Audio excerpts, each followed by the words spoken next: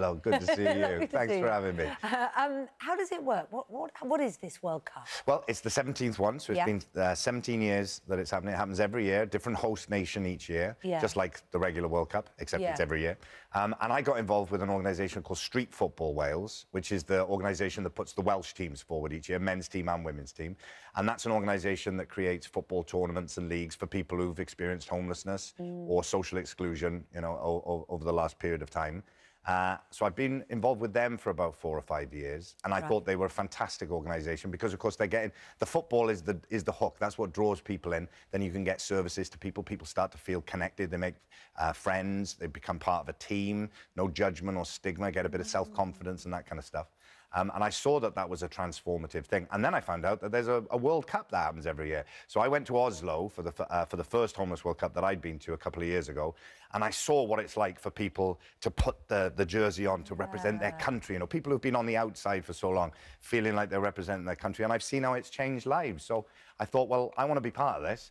This works. I can see that this works. I want to bring it to Wales. And I want to make sure that as many people get that opportunity as possible. It's fantastic because, I mean, I know you've been involved in soccer, Reid. You've got a great story about how someone saved your bacon and stuff, right, didn't it? Saved your career.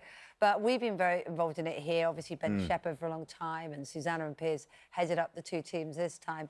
And it is extraordinary how people are brought together for football, even when they're not professional players. Yeah, it breaks down all kinds of barriers. You know, I've seen it with the work I've done with UNICEF, where we go to visit refugee camps and that kind of stuff, and suddenly football comes out.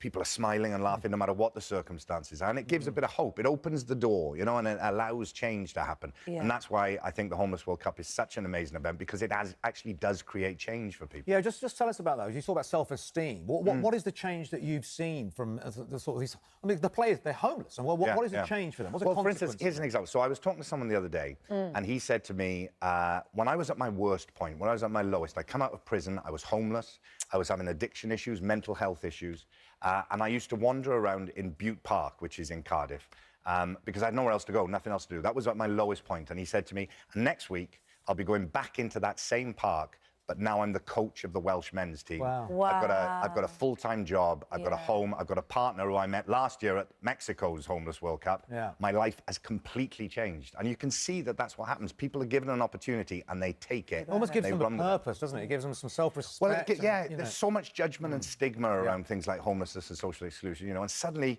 you're part of a team, you belong. People talk about feeling like they're part of a family now, you know? Yeah, and Joseph, really, what is this story about him saving your acting career?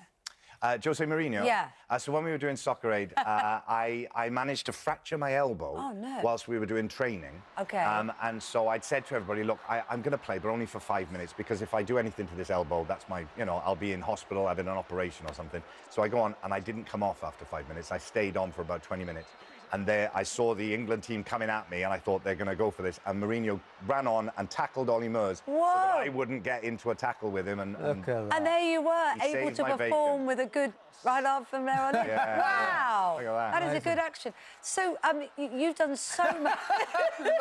I love that. It's brilliant, isn't it? I mean, of course, everyone thought that he was playing the clown. Actually, he was stopping me from getting into a tussle. He knew.